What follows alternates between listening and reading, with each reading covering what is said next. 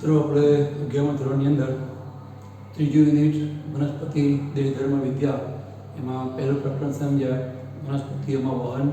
11મો પાઠ કેવી રીતે જળ શોષણ વર્ષારોહણને બાષ્પોત્સર્જન થાય. એના પછી વનસ્પતિને જીવન માટે પાણી સિવાય ખોરાક બનાવવા માટે ખનિજ તત્વો પણ જોઈએ. એનું આ ક્રમમાં ચેપ્ટર બીજું છે ખનિજ પોષણ. બીજું 12મું ચેપ્ટર ક્રમમાં બીજું તે ધાર્મિક ક્રિયાઓમાં પણ નંબર 12મો એ જે ખનિજ પોષણ. એમાં આપણે લાસ્ટ લેક્ચરમાં કેવી રીતે વનસ્પતિ ખનિજ તત્વોનું શોષણ કરે છે એ આપણે એની શોષણની રીતો ગયા જોઈ હતી. સક્રિય શોષણ, નિષ્ક્રિય શોષણ, સામૂહિક શોષણ અથવા આયનની ફેરબદલીના રૂપમાં આયનનું શોષણ થાય. અને એમાં છેલ્લે આપણે ડોનન સંતુલન પણ સમજ્યા હતા. તો આવી રીતે એક ક્ષાર શોષાય એનું શું મહત્ત્વ છે એ પણ આપણે આગલા લેક્ચરમાં જોયું હતું કે કયા ખનિજ તત્વોનું શું મહત્ત્વ છે. એ સિવાય એ તત્વો જો ના મળે વનસ્પતિને તો એમાં કઈ ખામી, તૂટીજન્ય અસરો કે રોગો થાય એની પણ થોડી વાતો છે એ કરી. આજે આપણે એવું જોઈએ છીએ કે વનસ્પતિ જમીનમાં રહેલા હવામાં મુક્ત અવસ્થામાં રહેલા નાઇટ્રોજનને કેવી રીતે ઉપયોગમાં લે છે. નાઇટ્રોજન છે હવાના બંધારણમાં આપણને ખ્યાલ છે 70%થી વધારે છે. 78% એ નાઇટ્રોજન હવાના બંધારણમાં રહેલા હોય. એટલી મોટી માત્રામાં નાઇટ્રોજન જેનો મતલબ કે સજીવને એની ખૂબ જરૂર છે. દરેક સજીવોને એની પુષ્કળ જરૂર છે. તો વાતાવરણમાં એટલું પ્રમાણ આપણને જોવા મળે. જેના ઘરમાં જે વસ્તુ વધારે હોય એનો મતલબ કે એમને એની જરૂર હશે એટલે તે વસ્તુ એમને વધારે વસાવી હોય. એમ આપણા પર્યાવરણની અંદર પણ જે નાઇટ્રોજન છે આપણી આસપાસની હવામાં એ ઘણો બધો. એનો મતલબ કે જીવસૃષ્ટિ માટે નાઇટ્રોજન છે એ પાયાનું તત્વ છે. પણ કુદરતે વ્યવસ્થા એવી કરી છે કે કોઈ સજીવ, ઉચ્ચ પ્રકારના કોઈ સજીવ કે જેને ભલે જરૂર હોય નાઇટ્રોજનની પુષ્કળ અને હવામાં આટલી માત્રામાં છે પણ સીધો એ નાઇટ્રોજનનો ઉપયોગ આપણે કરી શકતા નથી. આપણે જેમાં નાઇટ્રોજન હોય એવો ખોરાક ખાવો પડે અને ખોરાકના પાચનથી આપણને નાઇટ્રોજન અને એની બનાવટો છે એ મળે. એનાથી આપણું શરીર પોષાય, નાઇટ્રોજન મળે, એની એવી બનાવટ આપણા શરીરમાં પછી બને. તો એ જે નાઇટ્રોજનયુક્ત ખોરાક છે તો વનસ્પતિમાંથી મળે આપણને. વનસ્પતિ પણ સીધો એ નાઇટ્રોજનનો ઉપયોગ હવામાંથી કરી શકતી નથી. નાઇટ્રોજનનો ઉપયોગ કરવાનો ઇજારો મતલબ હક, એ વ્યવસ્થા એ કુદરતે ફક્ત સૂક્ષ્મ સજીવો જ આપી છે. તમે લોકો ઘણા બધા નામ જાણો છો સૂક્ષ્મ સજીવોની અંદર.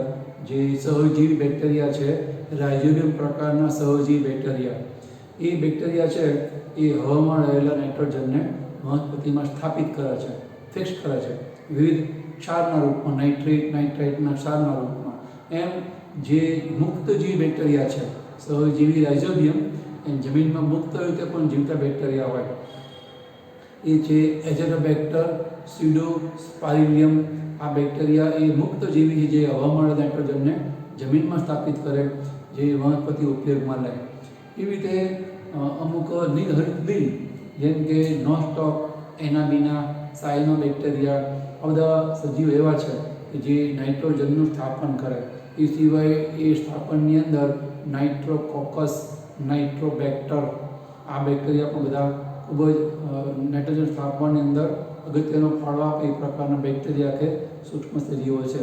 તમને ખાલી ખ્યાલ આવે એટલા પૂરતો લખું છું. તમને વખતે ભૂલી ગયો હોય, એના ઉચ્ચારમાં ખ્યાલ ન આવે તો નાઇટ્રોજન સ્થાપક જે સૂક્ષ્મ સજીવો છે એ પણ લખીએ આપણે. નાઇટ્રોજન સ્થાપક સૂક્ષ્મ સજીવો. એમાં આપણે પહેલો પ્રકાર કીધો એ સહજીવી.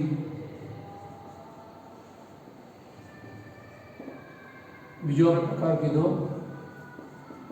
મુક્તજીવી. ત્રીજો આપણે પ્રકાર કીધો સાયનો બેક્ટેરિયાનો. તો અહીં આપણે એક્ઝામ્પલમાં સહજીવી તરીકે આપણે બનાવીએ છીએ રાઇઝોબિયમ. આ રાઇઝોબિયમ બેક્ટેરિયા છે એ સહજીવન ગુજારે છે સિંડી કુળની વનસ્પતિમાં. સિંડી કુળની વનસ્પતિ એટલે જે કઠોળ વર્ગની વનસ્પતિ છે એના મૂળની અંદર મૂળ ગંડિકાઓ, મૂળ પર ગાંઠો જોવા મળે, એમાં રહેનારા બેક્ટેરિયા છે કે જે બેક્ટેરિયા મુક્ત નાઇટ્રોજનને હવામાંથી નાઇટ્રેટ, નાઇટ્રાઇટના ક્ષારના રૂપમાં વનસ્પતિને આપે અને બદલામાં વનસ્પતિનું મૂળ એ બેક્ટેરિયાને પોષણ આપીને પોષે, રાખી મૂકે. આપણા મોટા આંતરડામાં એક બેક્ટેરિયા છે, ઇસ્ચેરિશિયા કોલાઈ બેક્ટેરિયા, જે આપણા સહજી બેક્ટેરિયા કહેવાય. આપણે એને ખોરાક પૂરો પાડીએ છીએ પણ તે આપણને વિટામિન B12 ઉત્પન્ન કરી આપે છે. એટલે પરસ્પર લાભકારી જીવનારા સજીવોને સહજીવનથી જીવે છે એવું કહેવાય. એ સજીવોને સહજીવી સજીવો કહેવાય. અહીંયા રાઇઝોબિયમ છે કે આપણે કીધું એમ સિમ્બી કુળની વનસ્પતિમાં જોવા મળે છે, એટલે એને સહજીવી કહેવાય. હવે સિમ્બી કુળની વનસ્પતિને આ બેક્ટેરિયા રાઇઝોબિયમ એ નાઇટ્રોજન સ્થાપિત કરી આપે, પણ નાઇટ્રોજનની જરૂર થોડી એટલી સિમ્બી કુળની વનસ્પતિને જ છે. એ તો વનસ્પતિ સૃષ્ટિમાં બધી વનસ્પતિઓને નાઇટ્રોજન તો જોઈએ જ છે. તો જે વનસ્પતિમાં રાઇઝોબિયમ પ્રકારના બેક્ટેરિયા ના હોય તો એને માટે કેટલાક મુક્ત જે બેક્ટેરિયા હોય કે જે વનસ્પતિ જોડે સહજીવન ના ગુજારે, જમીનમાં એમ જ મુક્ત જીવતા હોય અને હવામાં નાઇટ્રોજનનું સ્થાપન જે કરે, જેનો ઉપયોગ સિમ્બી કુળની વનસ્પતિ સિવાયની વનસ્પતિઓ છે કરે. જેમ કે આપણે નામ આપીએ એઝોટોબેક્ટર અને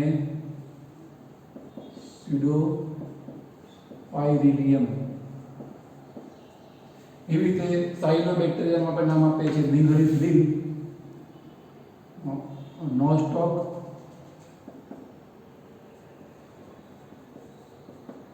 એનાબીના. તો બધા નાઇટ્રોજનનું સ્થાપન કરનારા સૂક્ષ્મ સજીવો છે. એ સિવાય એ સજીવો જે મળમૂત્રનો કે જે ઉત્સર્ગ પદાર્થનો નિકાલ કરે, જ્યારે મરી જાય, મૃત્યુ પામે ત્યારે મૃતદેહનું જ્યારે વિઘટન થાય એટલે એમાં રહેલી નાઇટ્રોજનની બનાવટોનું પણ વિઘટન થાય અને એમાંથી નાઇટ્રોજન વળી પર વાતાવરણમાં ભળી જાય. એને કહેવાય નાઇટ્રોજન ચક્ર. તો એવા પણ કેટલાક સજીવો છે કે જે નાઇટ્રોજનનું વિસ્થાપન કરે.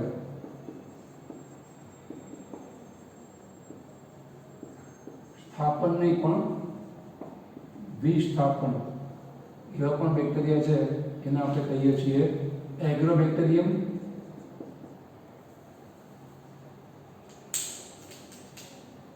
એને આપણે કહીશું એગ્રોબેક્ટેરિયમ અને સ્યુડોમોનાસ.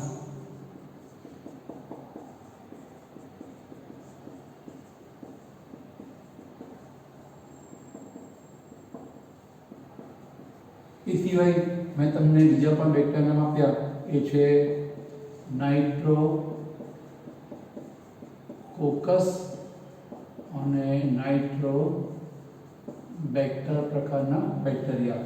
એ પણ નાઇટ્રિફિકેશનમાં કામ લાગે. આપણે વાત કરીએ નાઇટ્રોજનનું સ્થાપન કરનારા નાઇટ્રોજન ફિક્સિંગ બેક્ટેરિયા છે. આ પણ એ ક્રમમાં કામ આવતા બેક્ટેરિયા છે. બધા સૂક્ષ્મ સજીવો જે નાઇટ્રોજન સ્થાપન વિસ્થાપન કરી અને ખાસ તો નાઇટ્રોજન ચક્ર એનું જાળવવામાં, મેન્ટેન કરવામાં અગત્યનો ફાળો આપતા સૂક્ષ્મ સજીવો કહેવાય. બરાબર. એમાંથી આજે આપણે નાઇટ્રોજન સ્થાપન કેવી રીતે સૂક્ષ્મ સજીવો વનસ્પતિમાં કરે છે, ખાસ તો રાઇઝોબિયમ, એની આપણે અહીંયા વાત સમજવાની છે, જે આપણા ટેક્સ્ટબુકમાં આપેલી છે. તો રાઇઝોબિયમ બેક્ટેરિયા છે એ તો સૂક્ષ્મ સજીવો છે. એ રીતે કેમ એનું સ્થાપન કરી શકે? આપણે હવા સંપર્કમાં છીએ, શ્વાસમાં આપણે હવા લઈએ જ છીએ, એ હવામાં નાઇટ્રોજન તો છે જ, પણ આપણે જાણીએ છીએ કે એમાંથી ફક્ત આપણે ઓક્સિજન જ શોષણ કરી શકીએ છીએ. બાકી તો જે હવા નાઇટ્રોજન લઈને ગઈ હોય એવી નાઇટ્રોજનયુક્ત હવા છે ઉચ્છવાસમાં પાછી બહાર નિકાલ પામે છે. આપણે એ નાઇટ્રોજનનો ઉપયોગ કરી શકતા નથી. સૂક્ષ્મ સજીવો કરી શકેનું કારણ શું? તેનું કારણ કે એની પાસે એક ઉત્સેચક છે જેનું નામ છે નાઇટ્રોજિનેજ. એ ઉત્સેચક હોવાના કારણે એ હવાના મુક્ત નાઇટ્રોજનને સ્થાપિત કરી શકે છે, શોષણ કરી, અને એ નાઇટ્રોજનને નાઇટ્રેટ, નાઇટ્રાઇટના ક્ષારના રૂપમાં ફેરવી શકે છે. આપણે અગાઉ સમજ્યા છીએ કે ઉત્સેચકો એટલે બધા protein. All enzymes are protein. પ્રોટીનને પણ બનાવે તો પ્રોટીન છે એને ડીએનએ બનાવે. તો એના માટે ડીએનએ મતલબ જનીન. કુદરતે આ બેક્ટેરિયામાં નાઇટ્રોજન સ્થાપન કરવા માટેનું એક જનીન આપેલું હોય, એને આપણે કહીએ છીએ નાઇટ્રોજન ફિક્સિંગ જીન, નાઇટ્રોજન સ્થાપક જનીન, કે જે આ ઉત્સેચકને બનાવે, પ્રોટીનને બનાવે, એને કહેવાય નાઇટ્રોજિનેજ. અને નાઇટ્રોજિનેજ છે એના કારણે એ બેક્ટેરિયા છે હવામાં નાઇટ્રોજનને નાઇટ્રેટ, નાઇટ્રાઇટના રૂપમાં ફેરવીને શોષણ કરી શકે છે. તો આ બેક્ટેરિયામાં આવું એક જનીન આપણને જોવા મળે છે, એનું નામ છે NIF જીન. આખું નામ એનું નાઇટ્રોજન એટલે NI અને F એટલે ફિક્સિંગ, G મતલબ જનીન, નાઇટ્રોજન સ્થાપક જનીન, બરાબર. એવું જનીન હોય જે એક ઉત્સેચકને ઉત્પન્ન કરે, જે ઉત્સેચકને આપણે કહીએ છીએ નાઇટ્રોજિનેઝ નામનું ઉત્સેચક. ઉત્સેચકને આપણે ઇંગ્લિશમાં એન્ઝાઇમ કહીએ છીએ, એટલે આપણે ઈ વડે બતાવે. ઉત્સેચક મતલબ એન્ઝાઇમ મતલબ ઈ. હવે જે ઉત્સેચક છે તે પ્રકારનો પ્રવાહી સ્વરૂપનો રસાયણ છે. પ્રવાહીનો આકારનો આપણે જાણીએ છીએ. અહીંયા આપણી સમજણની સરળતા માટે આપણે એ ઉત્સેચકનો આકાર બતાવીએ છીએ. ફરી એ ઉત્સેચકનો આકાર ના હોય, પ્રવાહીનો આકાર ન હોય, આપણને સમજણ પડે, સરળતા સમજ એટલા માટે આપણે અહીંયા નાઇટ્રોજિનેઝ નામના ઉત્સેચક એક અણુ બતાવીએ છીએ. માનો કે આવી રીતનો છે.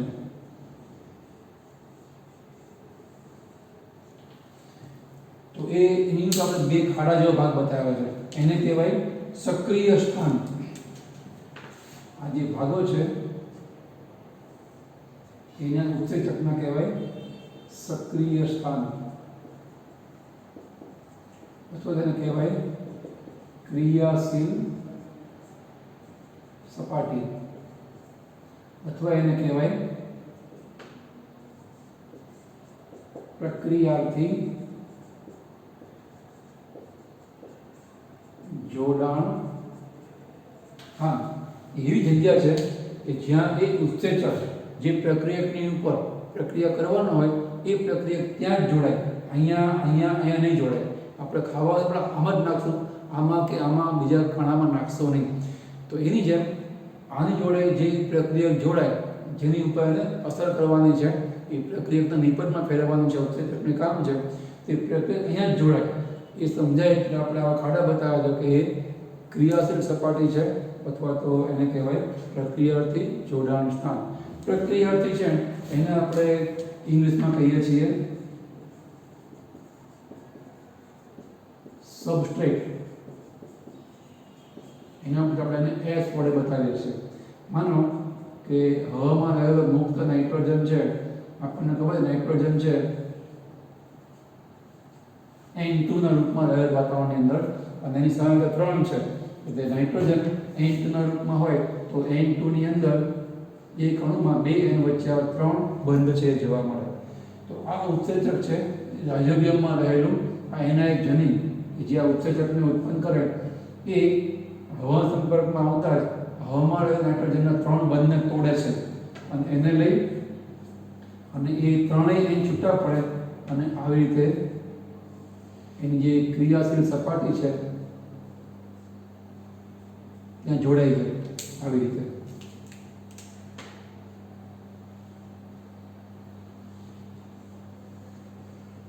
આ ઉત્સેચક એન્ઝાઇમ અને આ પ્રક્રિયક સબસ્ટ્રેટ એ બે જોડાઈ ગયા અને કહેવાય પ્રક્રિયક ઉત્સેચક સંકુલ.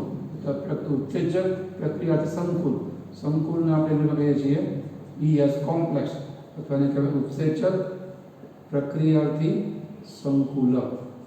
E એટલે એન્ઝાઇમ લખ્યું છે આપણે ઉત્સેચક, S એટલે સબસ્ટ્રેટ મતલબ પ્રક્રિયાથી, અને કહેવાય ઉત્સેચક પ્રક્રિયા સંકુલ.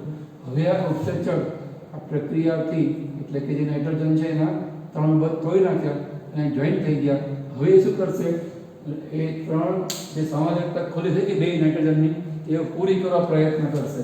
એટલે કે હવે એ એનું રિડક્શન કરે. રિડક્શન કરવા માટે એમાં પ્રોટોનની એક પેર, એટલે કે હાઇડ્રોજન આયનની એક જોડ, પ્રોટોનની એક પેર એમાં એડ થાય. એના લીધે શું થાય, આવું થાય કે જે નાઇટ્રોજનના 2 અણુઓ છે એ સાથે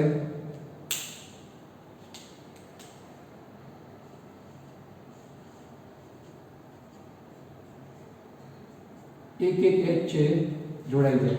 પણ તમે જો તોય હજુ 2 નાઇટ્રોજનની 2 સાંદ્રતા બાકી છે. એટલે ફરી પાછું આ નાઇટ્રોજનનું ઉત્સેચક છે એ આનું ફરી પાછું રિડક્શન કરે.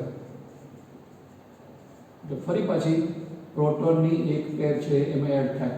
એ પ્રોટોનની પેર બેક્ટેરિયા રાસાયણિક ક્રિયાઓને કારણે, પદાર્થના વિઘટનને કારણે ઉત્પન્ન કરતા હોય, અને એ આમાં ઉમેરે. એટલે ફરી પાછું એ નાઇટ્રોજનમાં 3 સાંદ્રતા પૈકી એકમાં તો H છે જ, બીજા પ્રોટોનની પેર આવે એટલે બીજા એક H બેમાં એડ થઈ જાય। એને લઈ અને બે નાઇટ્રોજન પરમાણુની પાછી બબ્બે સહાયતા છે એ પૂરી થાય, પણ તોય હજુ બે નાઇટ્રોજનની એક સહાયતા બાકી રહેશે। એટલે ફરી પાછું અહીંયા ત્રીજી વખત એનું રિડક્શન કરે, ફરી પાછી પ્રોટોનની એક પેર છે ઉમેરાય। એને શું થાય, ત્રણેય નાઇટ્રોજન છે એની સહાયતા, નાઇટ્રોજન ત્રણ સહાયતા, બે પરમાણુની ત્રણ સહાયતામાં બેમાં તો છે, ત્રીજી પેર બેમાં એક પાછો એડ થઈ જાય।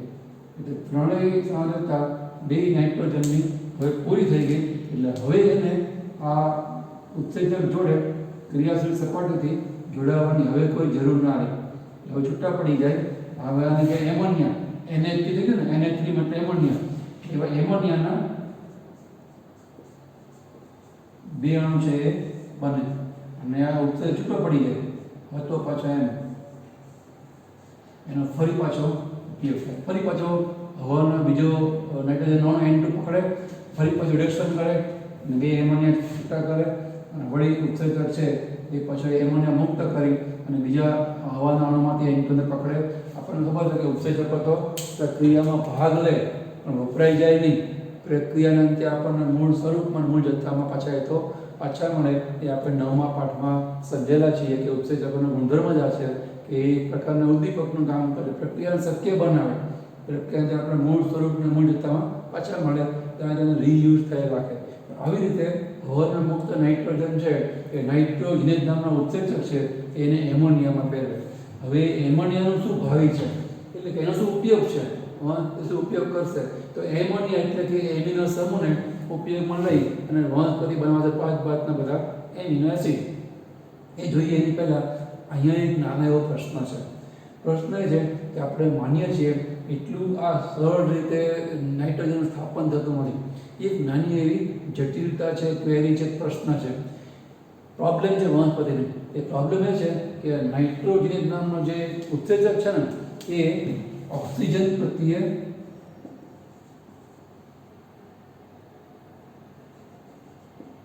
અત્યંત સંવેદનશીલ છે।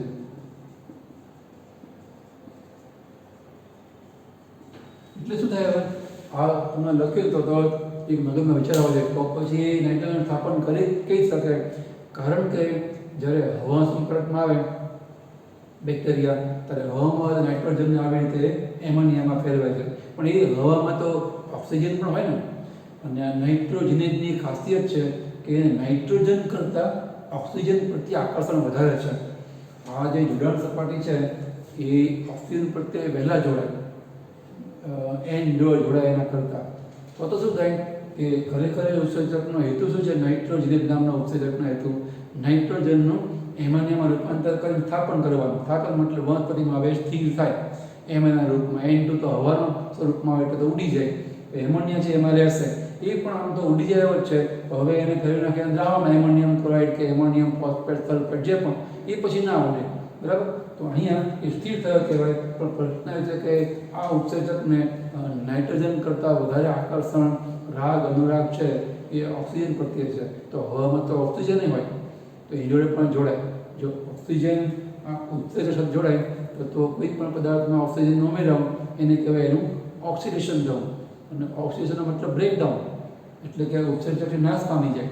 જો એમાં ઓક્સિજન જોડાય એનું ઓક્સિડેશન થાય તો તે ઉત્સેચક જ ના રહે, અને એ તો બરાબર છે, પણ પછી નાઇટ્રોજન સ્થાપન કોણ કરે એ પ્રશ્ન થાય ને। તો અહીંયા આ એક મોટો પ્રશ્ન છે કે એની પાસે બે ચોઈસ છે, તમને બે ચોઈસ આપવામાં લચ્છી કે આઈસ્ક્રીમ।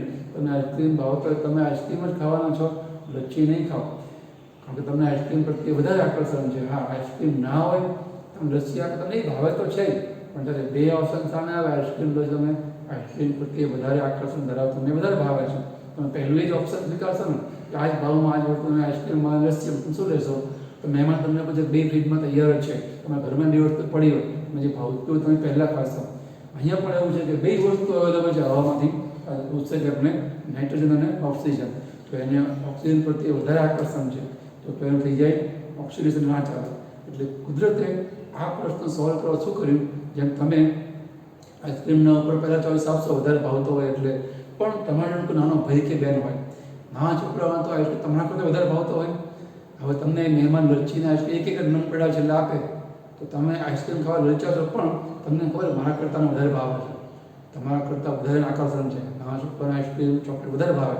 તમે એને આપે વાંધો નહીં, તું કે મેં તો ઘણા આઈસ્ક્રીમ ખાધા છે, લચ્છી પી મને ભાવત હશે, તો તમે સેકન્ડ ઓપ્શન ન છૂટકી અપનાવશો, કારણ કે તમારા કરતાં જેને વધારે આકર્ષણ છે એવું નાનું છોકરું એ તમારી જોડે છે, ભાઈ બહેન કે કોઈ ભાણા ભત્રીજા, તમે એને આઈસ્ક્રીમ આપી દેશો.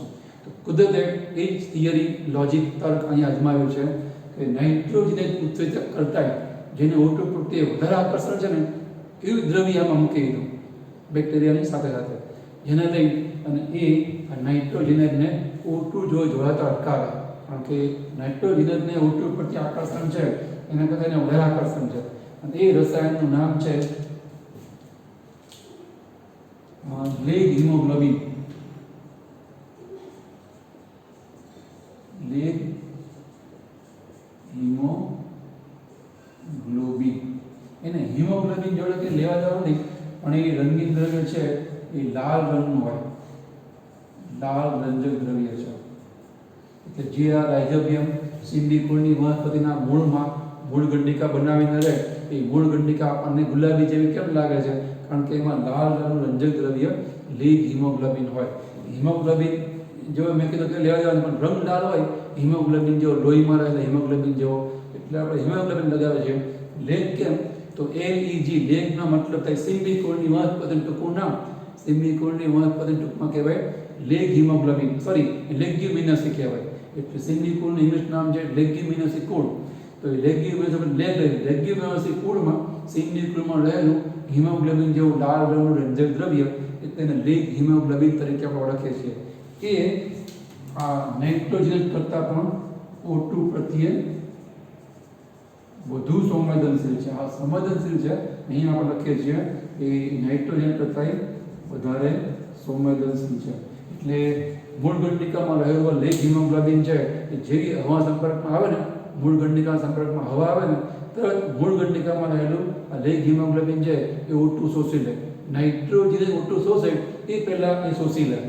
એટલે હવે બીજો ઓપ્શન બચ્યો નાઇટ્રોજન સજક નાઇટ્રોજનનો, એટલે એ જોડાય નાઇટ્રોજન જોડે અને પછી સ્થાપન કરી એને એમોનિયામાં ફેરવે છે. તો આ લેગ હિમોગ્લોબિનનો ફાળો તમને સમજાયો. તમને પૂછાય કે લેગ હિમોગ્લોબિનનું મહત્વ શું?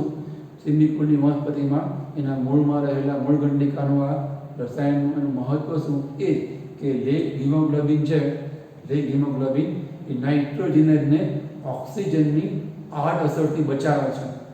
ઓક્સિજનની આડઅસર થાય ને, આડઅસર મતલબ ઘાતક અસર, નુકસાનકારક અસર થાય કે એ જો O2 જોડાય નાઇટ્રોજન તો એનું થઈ જાય વિઘટન. ઓક્સિજન મતલબ વિઘટન, અને નાઇટ્રોજન સ્થાપન છે થઈ શકે નહીં. જે એનું મુખ્ય કામ છે એના માટે નહીં, વનસ્પતિ માટે, પણ એ કામ કરી આપે વનસ્પતિને, નાઇટ્રોજનને એમિનો સમૂહ ફેરવી વનસ્પતિને આપે તો જ વનસ્પતિ એને ખોરાક આપે, હરસપરસ લાભકારી જીવન તો જ એને કહેવાય. એટલે અહીંયા લેગ હિમોગ્લોબિન છે એ નાઇટ્રોજને O2 જોડે જોડાય એ પહેલાં એ O2 જોડે જોડાઈ જાય છે અને આને O2 જોડાવાનો ચાન્સ તક આપશે નહીં, O2 ફ્રી રહેશે જ નહીં, બધો O2 જોડે લેગ હિમોગ્લોબિન જોડે. અને આને માટે હવે બીજો ઓપ્શન બચે, બીજો વિકલ્પ બચે એ છે નાઇટ્રોજન વાયુ. એને હવે આવી રીતે તોડી અને એને એમોનિયામાં રિડક્શન 3 વખત કરી અને ફેરવે છે. તો અહીંયા આવી રીતે આ સહજીવી સજીવો એની પાસે રહેલા વિશિષ્ટ પ્રકારના જનીન, એને કહેવાય નાઇટ્રોજન સ્થાપક જનીન, એનીમાંથી સ્થાપન કરનારા ઉત્સેચક નાઇટ્રોજનેજને બનાવી અને મુક્ત નાઇટ્રોજનમાં આવી રીતે સ્થાપન છે એ કરે. હવે આપણે આ વાત ઉપર આવીએ કે જે એમિનો સમૂહ ઉત્પન્ન થાય છે Na3, એનું ભાવિ એટલે કે એનો ઉપયોગ વનસ્પતિ શું કરે છે? તો આપણે કીધું એમિનો સમૂહનો ઉપયોગ થાય એમિનો એસિડને બનાવવામાં. તો અહીંયા આપણે એમોનિયામાંથી એમિનો સમૂહમાંથી કેવી રીતે બને છે એમિનો એસિડ એની ખાલી ઉપર છેલ્લી માહિતી જોઈએ તો આપણને એમિનો એસિડ બનવાની 2 રીતો ટૂંકમાં વર્ણન આપણને આપેલું છે. એક જે બને એમિનો એસિડ એમિનો સમૂહનો ઉપયોગ કરીને એ રીતનું નામ છે રિડક્ટિવ એમિનેશન અને બીજી રીતનું નામ છે ટ્રાન્સએમિનેશન. એ બંને રીતો છે એ એમિનો એસિડને બનાવવાની રીતો છે. એમિનો એસિડના સંશ્લેષણની રીત એમાં એક છે રિડક્ટિવ એલિનેશન. એમાં શું થાય તો એની અંદર કોઈ કીટો એસિડ હોય, એ કીટો એસિડ સાથે આ જે બને એમોનિયા, એ એમોનિયા જોડાઈ જાય અને એને કારણે કોઈને કોઈ એમિનો એસિડ છે બને અને એ મોટા ભાગે બને છે ગ્લુટામિક એસિડ. આવી રીતે કીટો એસિડમાંથી કીટો સમૂહ દૂર થાય અને એમાં એમોનિયા ઉમેરાઈ જાય અને બને આ ગ્લુટામિક એસિડ નામનો એમિનો એસિડ. તો અહીંયા એમોનિયામાં H હોય એટલે H રૂપી એમોનિયા એ આમાં દાખલ થાય એટલે કોઈ પણ પદાર્થમાં H દાખલ થાય, હાઇડ્રોજન, એને તો રિડક્શન એટલે તમે જોયું H દાખલ થયો એને કહેવાય નાઇટ્રોજનનું રિડક્શન થયું. અહીંયા આપણે એમોનિયામાં H દ્વારા કીટો એસિડનું આપણે રિડક્શન કરીએ છીએ એટલે એને કહેવાય રિડક્શન પ્રક્રિયા. અને રિડક્શન કરીએ કેવી રીતે છીએ આપણે એમિનો સમૂહ આપીને એટલે નામ પાડીએ રિડક્ટિવ એમિનેશન. અને આ પ્રક્રિયા કરવા માટે જવાબદાર ઉત્સેચક છે એનું નામ છે ગ્લુટામેટ ડિહાઇડ્રોજિનેઝ. આ નામના ઉત્સેચકથી એમિનો સમૂહ આમાં જોડાઈ જાય, કીટો એસિડમાં રિડક્શન થાય અને બને ગ્લુટામિક એસિડ નામનો એમિનો એસિડ. ચોપડીમાં આપણે આટલું આપી છે, તમને થોડું ખ્યાલ આવે એટલે આપણે માનું કે સૂત્ર આપવા ધારીએ કીટો એસિડ છે તો એ કીટો એસિડ આપણને આવો જવાબ જો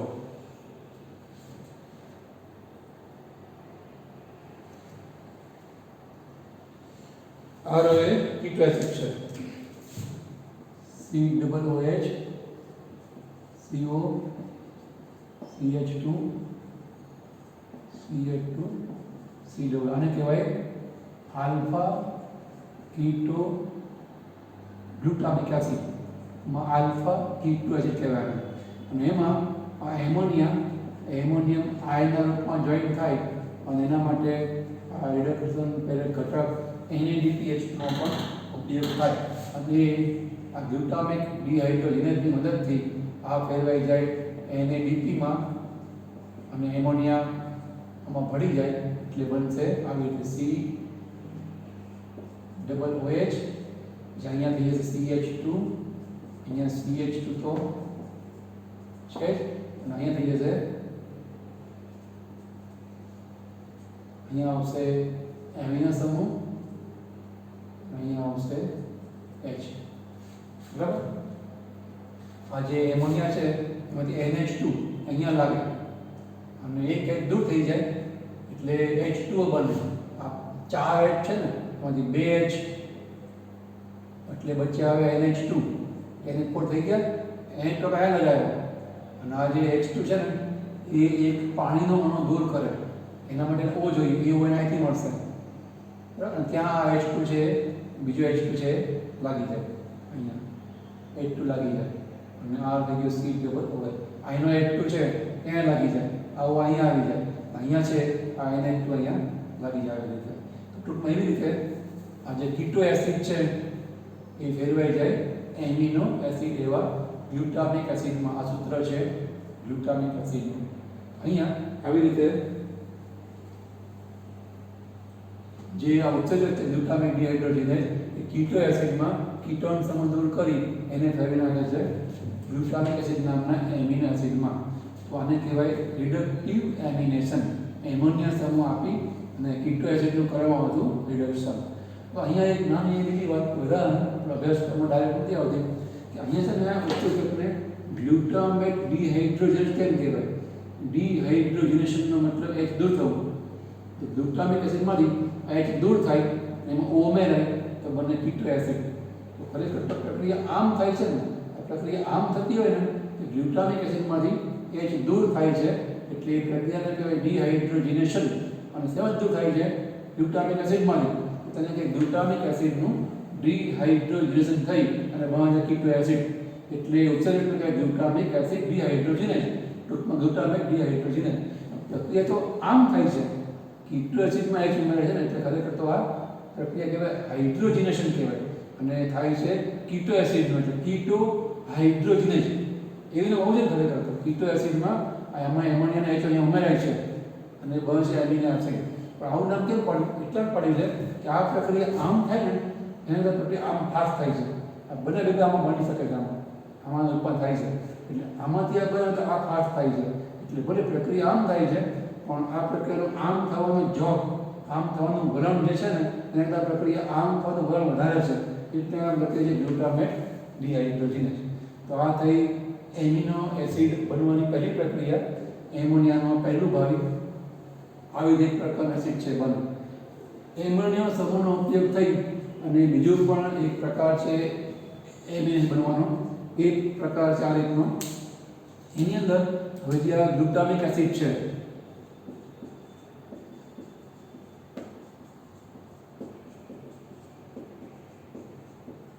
એ ગ્લુટામિક એસિડ ચોપડીમાં લખે ગ્લુટામેટ, એમાં કાઢ નાખવાનું અને કહેવાય ગ્લુટામેટ. આ એની સ્વરૂપ આપણે રાખીએ છીએ અને કહેવાય ગ્લુટામિક એસિડ. આ હવે વર્તે એમિનો સમૂહના દાતા તરીકે. હવે બીજો કીટો એસિડ આવશે અહીંયા. કીટો તો આપણે જેમ છે એમ લખી શકીએ અહીંયા. માનો કે બીજો કીટો એટલે કે આપણે CH3COC આ એક પ્રકારનો કીટો એસિડ છે. આનું નામ તમને કદાચ આવડતું હશે. આને કહેવાય પાયરુવિક એસિડ. કીટો એસિડ છે, કીટો એસિડ, પાયરુવિક એસિડ. એ બેમાં આ વર્તે એમિનો સમૂહના દાતા તરીકે. એટલે એમિનો સમૂહ આમાં આવી જાય અને કીટોન સમૂહ આમાં આવી જાય. એટલે ગ્લુટામિક એસિડ ફેરવાઈ જશે હવે કીટો એસિડમાં અને પાયરુવિક એસિડ ફેરવાઈ જાય એમિનો એસિડમાં. આવી રીતે તમે જો અહીંયા જે આ CH3COC છે, CH3COC એમાં O એટલે કીટોન સમૂહ તો નીકળી જશે. એની જગ્યાએ હવે એમિનો સમૂહ આવી જાય. અહીંયા કેટલા લાગે? આને કહેવાય ગ્લાયસિન નામનો એમિનો એસિડ. અને આ જે છે ને એ લાગે છે આની અંદર. અહીંયા COO પછી અહીંયા લાગી જશે. આ જે છે CH2